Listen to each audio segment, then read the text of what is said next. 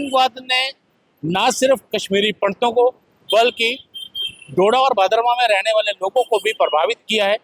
ये मामला 2006 का है, जब डोडा के रहने वाले एक परिवार पर आतंकियों ने हमला किया। हालांकि ये लोग वहां से भागकर आ गए, लेकिन इनका मसला जो है वो दूसरा है। मसला ये है कि सरकार की तरफ से इनके पास से जमीन ली गई, करीब 1 कनाल 2 मरला, और कहा गया कि वहां पर फिल्ट्रेशन प्लांट जो है वो लगाना है। लेकिन फिल्ट्रेशन प्लांट जो है वो लग गया और कागजों में बाद में इनको पता चला कि इनकी ज़मीन जो है इनसे डोनेट करवा ली गई है। हालांकि उर्दू में ये कागजात जो थे लिखे हुए थे, इनको उस समय पता नहीं चला, लेकिन अब ये मांग कर रहे हैं कि उसका मुआवजा जो है वो दिया जाए। इन्हीं से बात करते हैं। क्या नाम है आपका? प्रिय, सबसे पहले हम आपके चैनल का थैंक यू करते हैं, और जितने भी मेरे जम्मू कश्मीर के बहन भाई देख रहे हैं उनको आदाब, नमस्कार, सत श्री अकाल। और देखो भैया, हमारे साथ मतलब 2006, 4, 5 से 6 से मतलब बहुत ही हालात हमारे बहुत हालात खराब हुई थी। हम मजबूर हो गए घर छोड़ने पे। जब हमने घर छोड़ा, पहले तो 2005 में 4 में आईडी ब्लास्ट हुई थी। 4 आइडियाँ इतनी इतनी बड़ी बड़ी दबाई थी मेरे घर के सामने, और आइडियाँ जब दबाई थी तो हमारे घर पूरा क्रैश हो गया था। और उस टाइम भी आर्मी के जवान, फौजी के जवान, मैं हर बार यही मैं बोल रही हूँ, आर्मी के जवान, फौजी के जवान ना इनकाउंटर में गए थे। आइडिया भाई इतनी आइडिया थी कि बहुत बड़ी बड़ी कुकरों में जो ये फ्रेश कुकर होते हैं ना, उसमें दबाई गई थी। तो हम दिन में नहीं थे घर में, हम घास लाने गए थे कि तब इलेक्शन का टाइम शायद था, और आर्मी और पुलिस जा रही थी ऊपर गांव में। तो जब हमारा उधर कुछ नहीं दिखने लगा, पूरा आईडी ब्लास्ट से क्रैश हो गया हमारा पूरा घर। तो उसके बाद फिर हम घर छोड़ के भागे। वो 1 साल रहे, तो फिर उसके बाद आर्मी पोस्ट आई उधर। आर्मी तो 1 साल रही मेरे घर में, और उसके बाद आर्मी चले गई, तो फिर पुलिस जो की सिक्योरिटी दी गई है हमें, और आज भी मौजूद है मेरे घर में सिक्योरिटी। और उसके बाद फिर मेरा भाई अंदर आके मारा।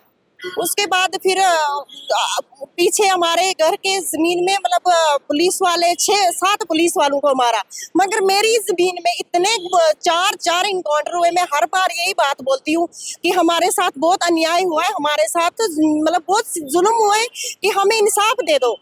क्योंकि तब हम जब घर छोड़ के 2006 में भागे, तो उसके बाद क्या बोलते, फिर इन्होंने जमीन फिल्टर प्लांट बनाया। जब फिल्टर प्लांट बनाया इन्होंने, तो उसके बाद ऐसे ही था, वो चल रहा था कि मैं कब बनाया तो कोई बात नहीं, आम जनता पानी पीती है हमें। क्योंकि हम बहुत डरे हुए थे, इतने डरे हुए थे कि मैं कभी जब शाम को 7 बजते थे तो मैं बोल रही थी पता नहीं कहाँ से आतंकवादी आ जाएंगे, हमें मार डालेंगे।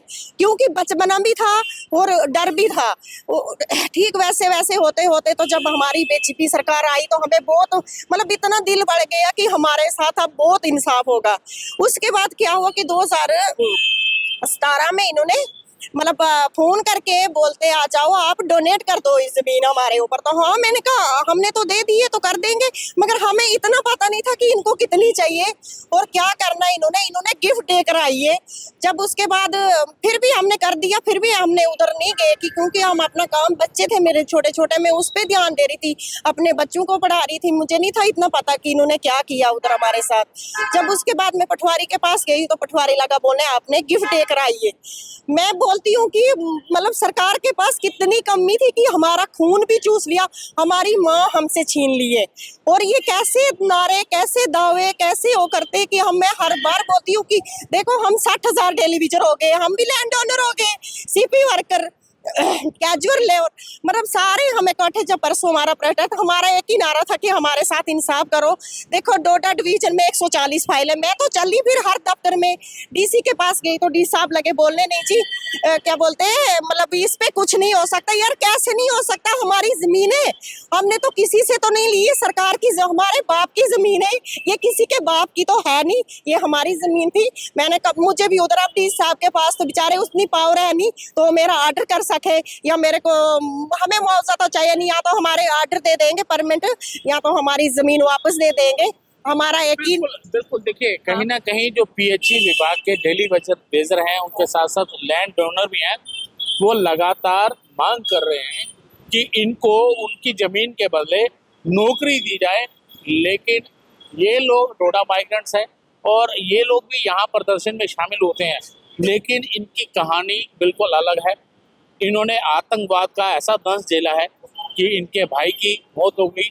आतंकवाद के चलते इनको अपना घर बार छोड़ना पड़ा और आज जम्मू के अंदर भी ये लोग दर बदर की ठोकरें खा रहे हैं। लेकिन सरकार जो है वो अभी तक, यहाँ विभाग जो है वो अभी तक इनकी बातों को, जो जायज़ मांगे हैं, उनको अनसुना कर रहा है। लेकिन कहा जाए तो आपको उस समय जब ज़मीन आपने डोनेट की तो आपको ये बोला गया था कि हम आपकी ज़मीन जो है वो डोनेट कर, उन्होंने बोला था कि हाँ आप डोनेट करो, मगर ये पता नहीं था कि इन्होंने हमारे साथ चीटिंग की है। कितनी ज़मीन डोनेट करने के लिए बोला गया था? इन्होंने बोला था 1.5 कनाल। हमारे को पता नहीं है कि कितनी की थी, क्योंकि मुझे उर्दू आता नहीं है। तो जब हम बाद में हमने पता किया कि कितनी इन्होंने की, 1 कनाल 2 मरले की इन्होंने हमारी जमीन। तो मेरी नहीं है, ये 60,000 डेलीवेजरों का मसला है। मैं इनको हर बार बोलती हूँ कि अगर हमारे साथ इंसाफ नहीं करोगे तो हम 60,000 डेलीवेजर एक साइड हो जाएंगे, चाहे आप कुछ भी करो। पर जो भी मेरे लैंड ओनर भाई देख रहे हो या सीपी वर्कर कैजुअल लेबर आप देख रहे हो, आप एकजुट बना के मतलब खड़े रहो, क्योंकि हम आम जनता के पास बड़ी ताकत है। जब हम इन गद्दारों को कुर्सियों पे बिठाते हैं, जब ये हमारे घर भीख मांगने आते हैं, तब में हर कोई नेता, आप देख रहे हो भैया, कोई नेता आता है हमारी बात रखते हैं। मैंने तो आज तक जितनी न्यूज़ें देखी है हमारे लिए, तो इन्होंने आज तक नहीं बोला कि डेलीवेजरों के साथ जुल्म हुआ है। ये बोलते हैं पाप की घंटी, पाप की। यार उन बाकी बातों को तो हम हर बात बोलते हैं, यार उन्होंने पाप की घंटी की थी तो उनको पता चल पड़ा कि हमने धोखा किया था, तो हमको कहाँ फेंका गया। और दूसरी बात ये है कि देखो भैया, जो लाठीचार्ज ये करते, जब भी हम प्रोटेस्ट करते, ये पुलिस को मैं सलूट करती हूँ। पुलिस को, जंड के जितनी भी जम्मू कश्मीर की पुलिस है, हमें आर्मी और पुलिस का सहारा है, क्योंकि हम बहुत दुखी है। हमें मिलिटेंसी से बहुत मतलब दुखी किया गया था कि हमारे को इनका ही सहारा है।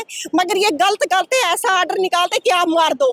मेरे भाई को परसों हमारे सामने उसको इतना मारा जैसे मर्डर करने के लिए। इनका बोझो, वो शर्म करो नेताओं, आप हमारे गाँव में आते हो हार डालने, और मैं ऐसे हार डालेंगे ना तो आपको, अगर हम भी भैया देखो, हम भी लाठी उठा सकते हो। हमारे उधर गांव में भी बहुत डंडे हैं, हम भी लाठी चार्ज कर सकते हैं। मगर इन्होंने गलत ऐसा आर्डर नहीं निकालना चाहिए था कि आप मार दो।